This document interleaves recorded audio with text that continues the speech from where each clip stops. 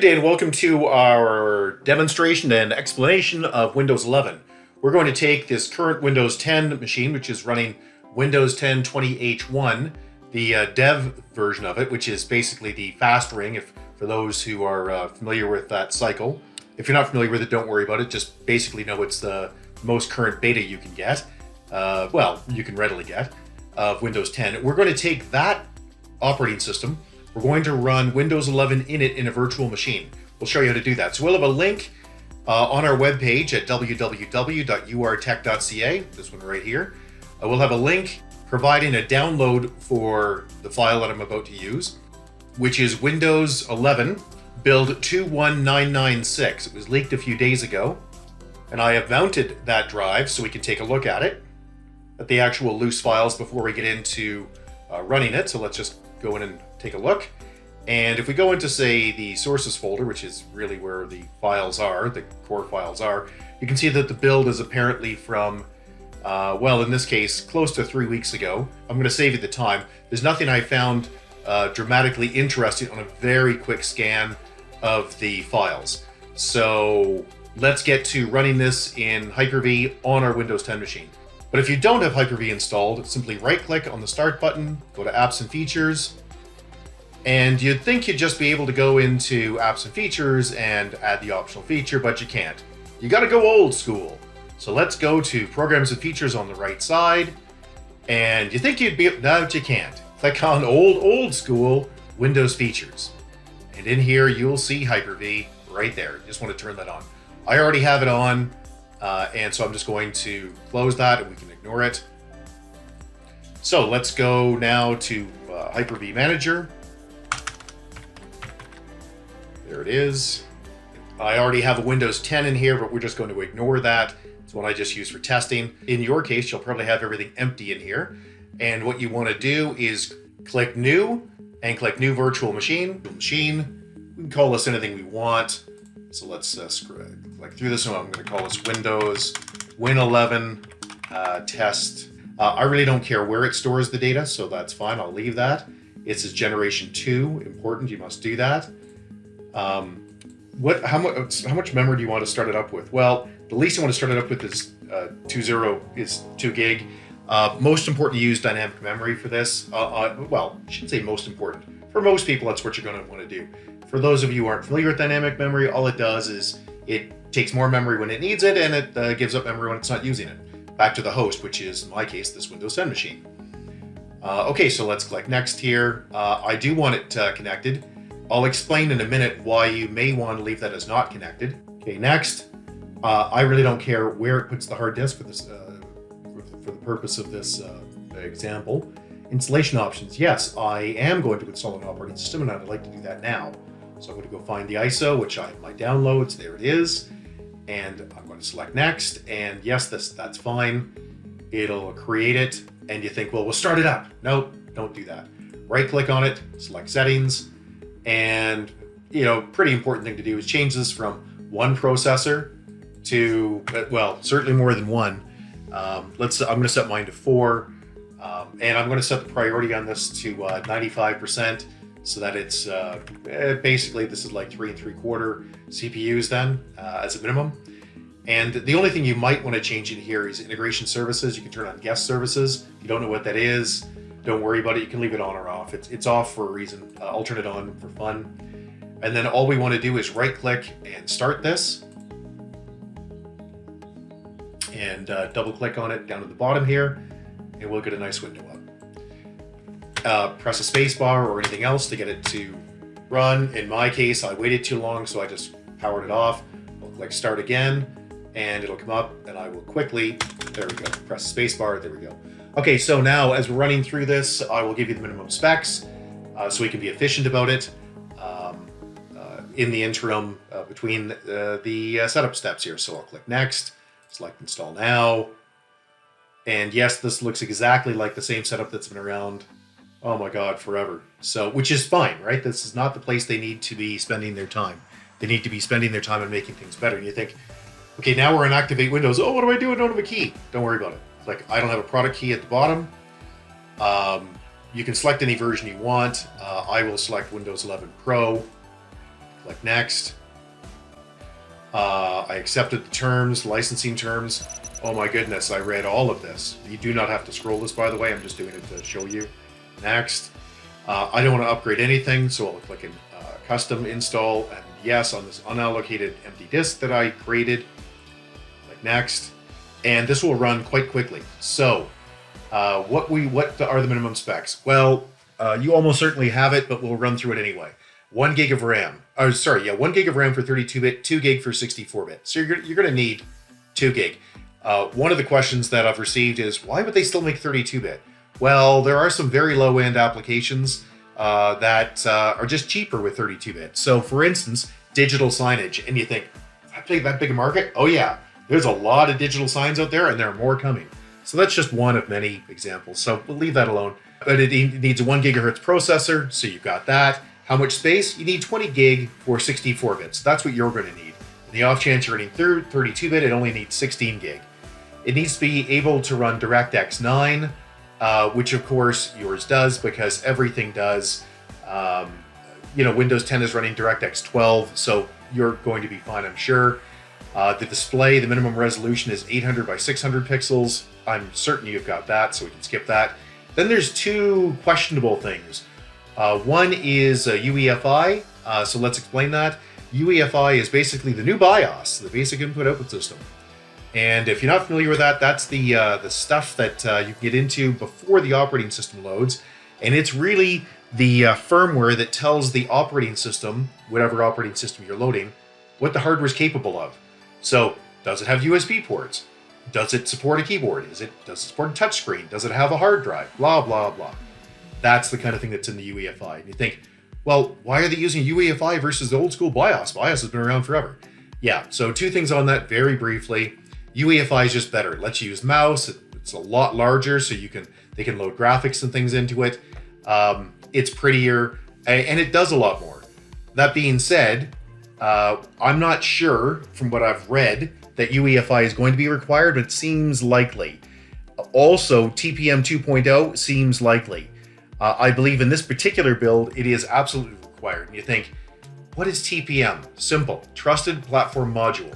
You think, not simple. That doesn't sound simple. What's that? Okay, no, it's really simple. It's a physical chip that's soldered onto your motherboard, and it's just used for encryption. It's just basically a code that's in this chip. Basically, any computer, okay, any is exaggerating, almost all computers that have been produced for standard retail market in the last 5 years will have all of these requirements. It's going to have a UEFI, it's going to have TPM2, so on and so forth. These are not new features. Okay, now the rest of this, as this is running, we are going to shut up and we're going to speed it up. So right now, it's got 2 gig of RAM, but it's only using less than 1, right? Like 3/4 of a gig.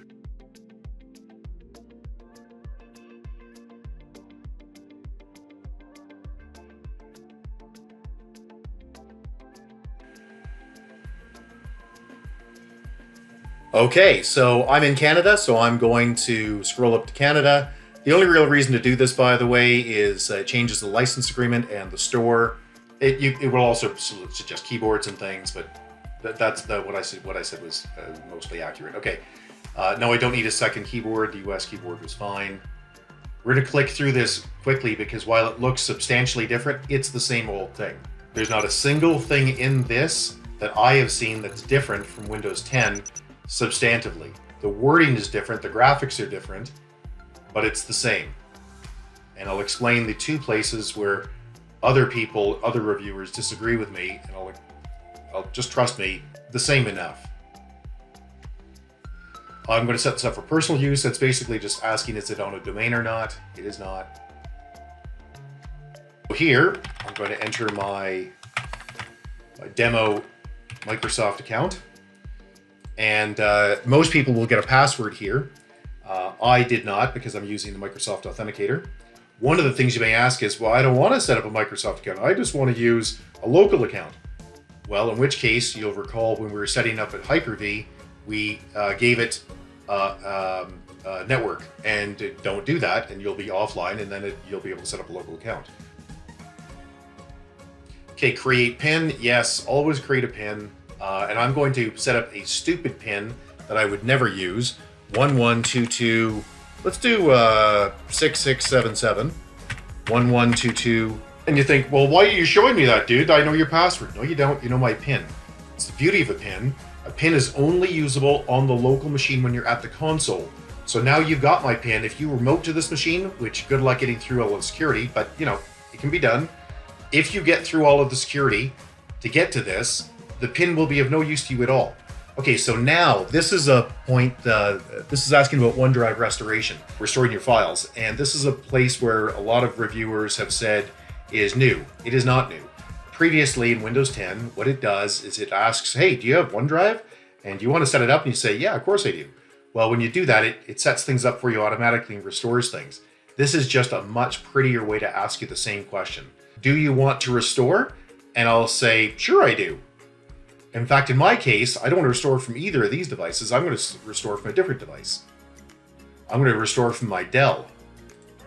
And I'm going to let Microsoft do everything here. I want them to have full access. You may not, but I do.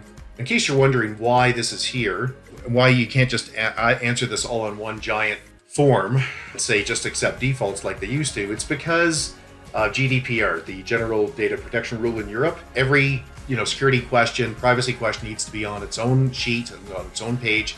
It needs a clear answer.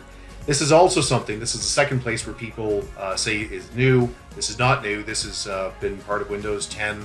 Windows 10 21H1. It did look a little different, but it asked the exact same question. And you think, well, what difference does it make what I select here? It doesn't. So I'll select business and explain what it does, as far as I can tell. And I've run through this multiple times in Windows 10, so I'm going to assume it's the same in 11. I'll click accept here. Now, what it actually does is give you different help and video and introductory videos, which I don't care about. Again, you can select whatever you want in there. Okay, now this is saying, do you want to have all of your files on your computer, or do you just want to have them linked? Yeah, well, especially in this case, because it's a virtual machine, I just want them linked. I actually don't want any files in this machine. So I'll select next. Oh, they added a period. I don't think that was there before. This is something that people, many reviewers have made a big stink about, which is big stink. They've really said they just love how this works. So these lights in the background, they're great. And I'm a hardcore tech. I love the next thing, always. And I appreciate the little bits like this. But from what I've seen of Windows 11, there's a fair amount of this stuff, and I'm not thinking that this is a great advancement. Certainly not a big enough advancement to change the number.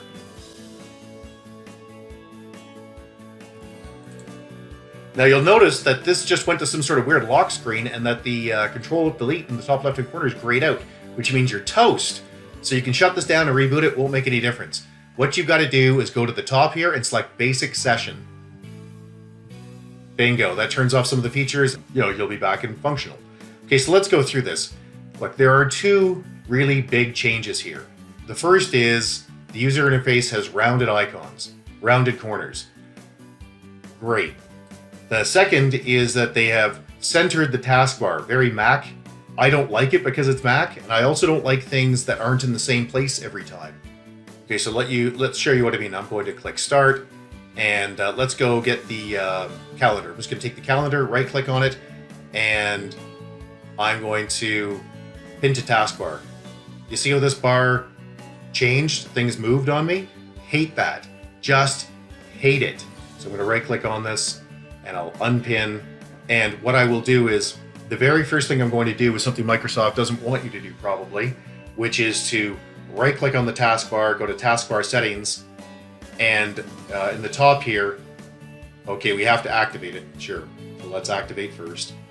And if you think, oh my God, I don't have the product key, because you've got a modern machine and that modern machine doesn't have a sticker anymore, no problem. You can dig it out of the BIOS just using a simple command. You need to run it on the on your machine. So right-click on your Windows 10 machine. So let's just run that same thing again. I'll pixelate it out so you can't. Okay, so I've hidden that so you couldn't see it. Now I'm going to select Change Product Key, and I'm going to type in my Windows 10 product key. There we go. It took the code. I'm going to select Activate now.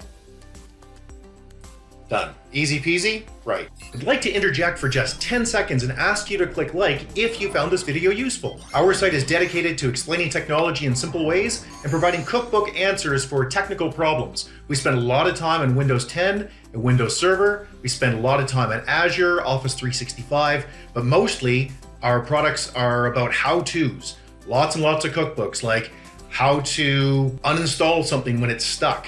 If you would click subscribe, we would greatly appreciate it. It really helps us with the Google algorithm. Thanks for your help, and back to the show. Right click, go to taskbar settings.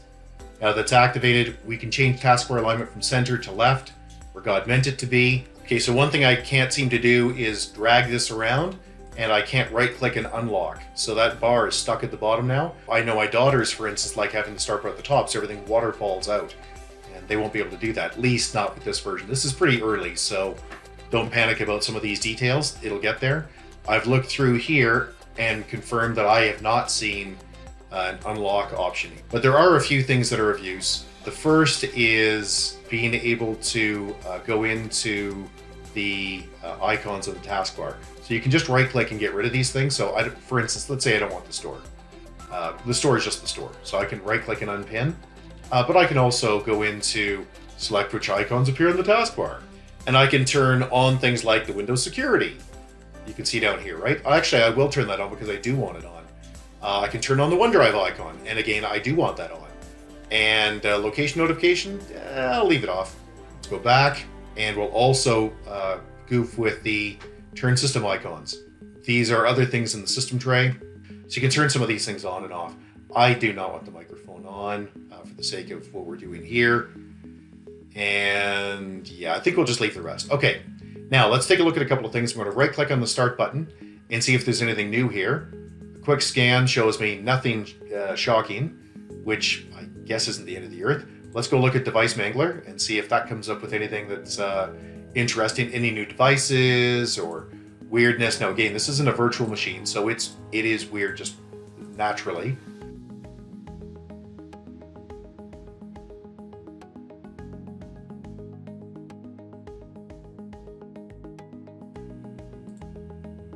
So here I can select Control Delete from HyperV, and let's select Task Manager. There's several ways to get to it, but that's one. And you can see here that it's the same old thing. It's the Windows 10 one, which, by the way, there's nothing much to improve on. Like, this is great. These were improvements that were made. These extra columns were added in the Windows 10 lifespan, and they're really helpful. If you're running a full version, you'll get the GPU column and things like that. Because we're running this in Hyper-V, we're not seeing everything. Let's go here, let's look at the CPU, right click, and I'll set that to kernel. Yeah, this is all just the same stuff, right? So there's nothing shocking here. App history, startup is still here, users, details, there we go. Now let's see if a couple of, let's see if they've removed some things like Paint. I'll just start typing, and nope, old school Paint is still here. Okay, they still haven't integrated paint.net, which is a bit shocking. Let's go to About Paint and see what the version is. Ooh, it actually has an updated build and a different copyright, so that's kind of interesting. I'm doing this with my finger. Let's get out of this. Not interested. Hey, start's not working. That tells you something's not happy. So that's good. Let's right click on it. And it's all the same. What I was looking for was settings. Let's go to settings. And we'll drift through these. In particular, the first thing you want to do with any new machine is go to Windows Update. So let's do that. And there's still a Windows Insider program. Okay, so there are AV updates and .NET updates. Sure, we'll do those just to get them out of the way. Let's look at the Insider program, see if there's anything interesting here. I doubt it. No, this is just fine. So I'll click Get Started, and it'll ask you to sign in and so on and so forth. I'm just going to click Cancel on this for the sake of speed. So let's roll through this delivery optimization. This is really, well, I like it in companies. I don't use it on a residential networks, but at companies, it's super handy. Basically, the idea is that you're sharing your patches. So if you have a patch, or your spouse's computer, your kid's computer needs a patch, instead of going to Windows out to the internet, why don't you just pull it from your computer? You're on the same network. It's a lot faster, saves a lot of traffic. Anyway, this is now on, and I think it's a great idea. So let's just roll through the rest of this to see if there's anything interesting here. I don't think I've seen anything shocking. And I see that they're still using what I think is this awful quick access. Once again, you know, I'm an IT pro and I use this stuff a lot. And the last thing I want to do is click on Windows and have things change on me. And these recent files change all the time. So the first thing I do when I get into a machine, typically, is I go to View and I add in file extensions because I want to see what the file extensions are. I also go to Options and I change from Quick Access to this PC. And now, when I launch File Explorer, it takes me to this PC and you can see I've got this data here. I can eject the DVD that I was using. There we go. And let's go look at the hard drive. Let's just drill into Windows, see if there's anything funky in there.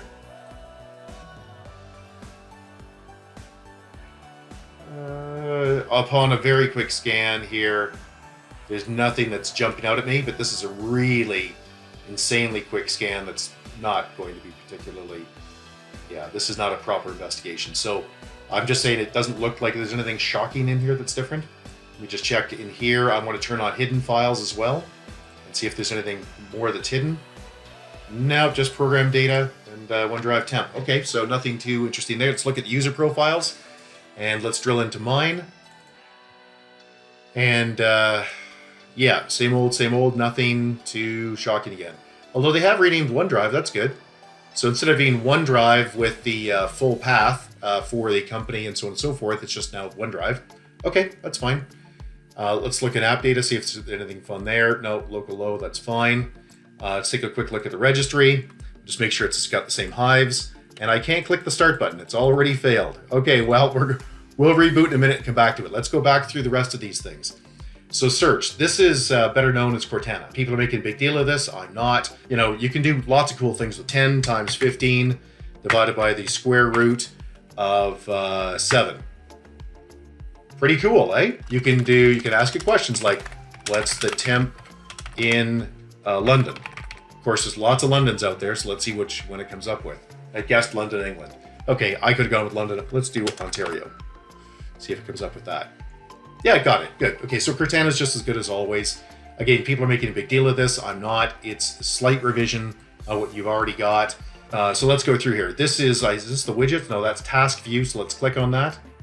Right? And basically, this is what used to be timeline. And it allowed you to put in multiple desktops.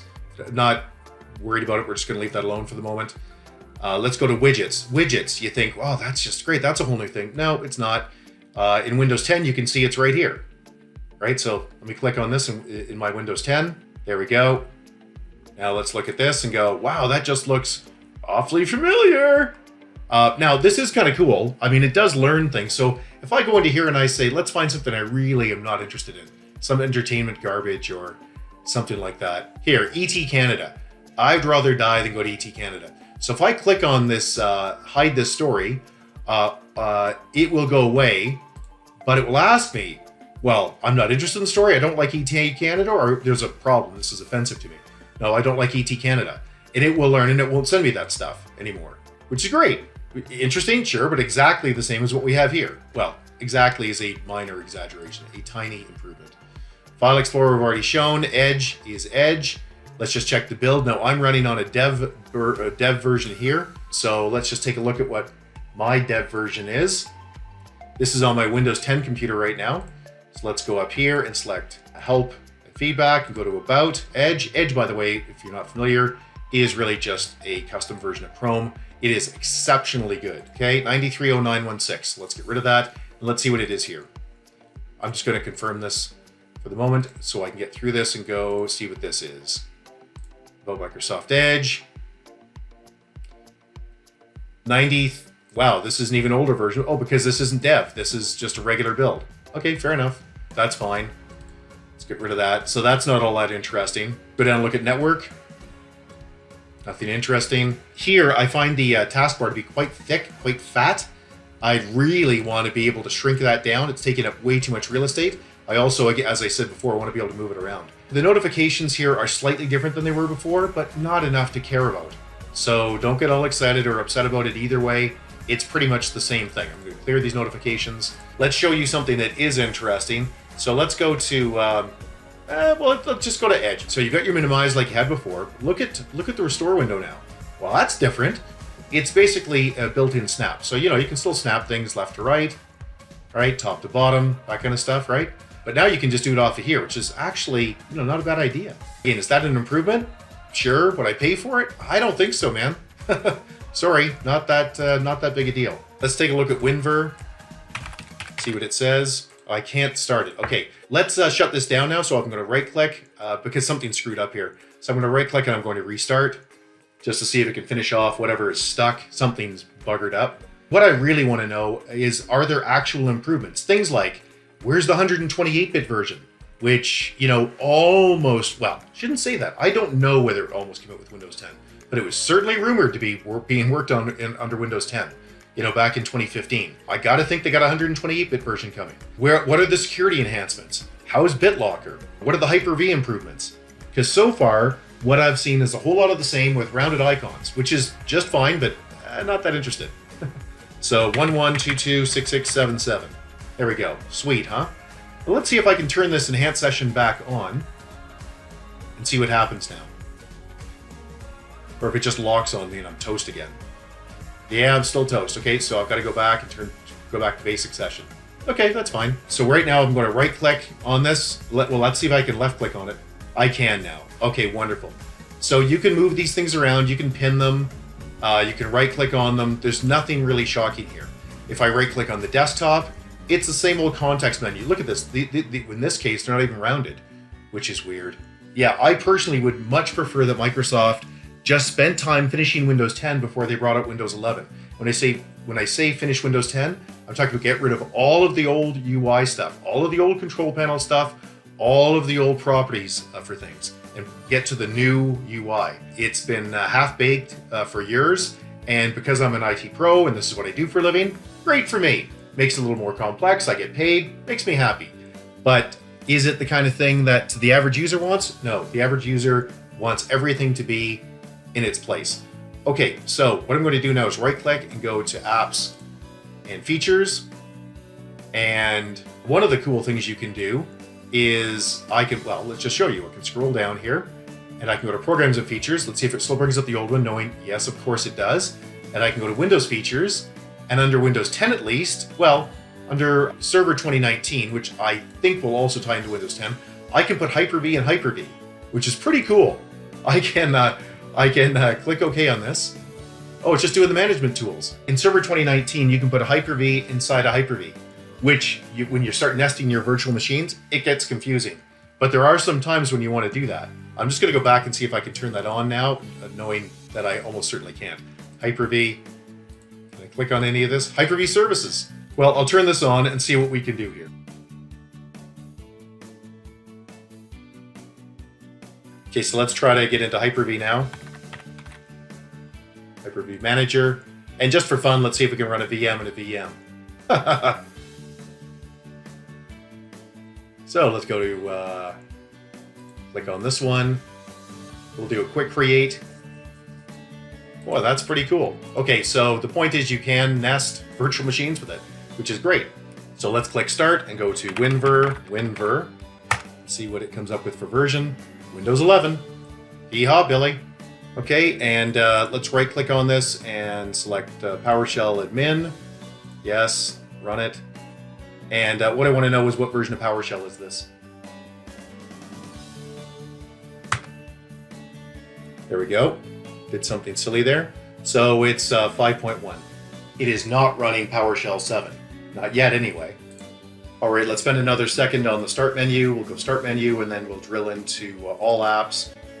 And it brings up the old school, which is what I would prefer. And as soon as I'm able, I will probably change it back. I'm not one of these guys that resist change. I love change. I thrive on it. But change for the sake of change is just irksome. I don't see this as better, personally. I see it as different. It's pretty. I don't hate it, but I just don't see a lot of value in it. I don't see any new integrated apps other than, of course, Netflix and Photoshop, which, of course, they're being paid to put in. Let's go back to Settings and see if there's anything funny here. Let's go into System. Yeah, that's okay. Everything here looks roughly the same. There's nothing here that's shocking me. Yeah, so let's get rid of that. Let's go look at the Defender. Let's go look at antivirus. So we can just click on this, go into virus. Boy, this looks exactly the same as it did. More settings. Yeah, this looks exactly the same. I'd need to spend time on it to go through and determine if it's the same, but I would imagine it is. This ransomware protection is something that's been around for well, a few years for sure. I think since 2019, so that's not new. It's off by default. A lot of people want to turn it on. Let's just clip through here, see if there's anything fun. Okay, slightly different.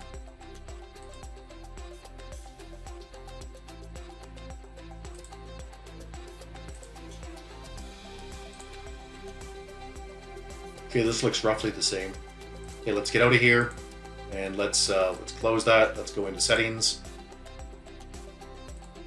And we'll go to devices. Nothing shocking in here. This all looks the same. Okay, so let's wrap this up. In summary, they've changed the icons, whoop-de-doo. You know, running Windows 10, every version of Windows 10 I get, the new one, they changed the icons, don't care. They've rounded the icons and they've centered the start menu. So now it's really down to, and basically the rest of it is just UI changes, little things. I don't see anything here that's scaring me. I don't see anything here that's shocking. Oh, let's just, before we pack it up, and let's just take a look at regedit and just see if maybe there's a new, yeah, let's go. Maybe there's a new key. No, same stuff. So local machine, software, Microsoft. Let's go down to Windows. Let's go to current version. Yeah, this all looks the same. So while I'm certain there are new keys here and some old ones have been removed, yeah, this is not, you know, this is obviously a pretty quick scan, so nothing's jumping out, but there's nothing shocking here that I can see. So I'm hoping that there are things like BitLocker improvements, and there's a 128-bit version, and there's some super cool security enhancements that they've got coming. Other than that, instead of calling this Windows 1.1, I would call this Windows 10.1. So it's still got two ones, but I'd put the 0 in the middle. This is a slight derivation of Windows 10. Certainly not worthy of a new number. At least not in my opinion. See what's next. Yes, so that's the event that okay, that is, trust me, that's pure coincidence. That I'm registered for. I suggest you get registered for it. That's going to explain Windows 11. And we'll get some more information on it. Perhaps it works on different hardware that we weren't expecting. Maybe they're bringing back phones. By the way, I doubt that very much. All right, if you like this video, would really appreciate it if you'd click like. If you find this kind of thing useful, please click subscribe. We go over a lot of this type of stuff. This really helps us with the Google algorithm. And these things take some time and effort, so we would very much genuinely appreciate that. If you have a question, put it in the comment section below, and we'll get back to you within a day or so, or you can always get a hold of us at www.urtech, that's urtech.ca. We'll get back to you even faster. All right, have a great day. Thank you. Bye-bye.